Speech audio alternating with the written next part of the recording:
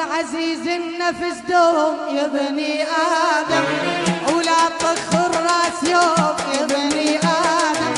ظل عزيز النفس دوم يا بني آدم، ولا طخ الراس يوم يا بني آدم.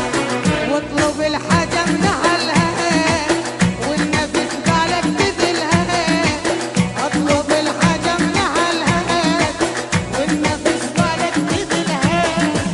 لو تقضي العمر صوم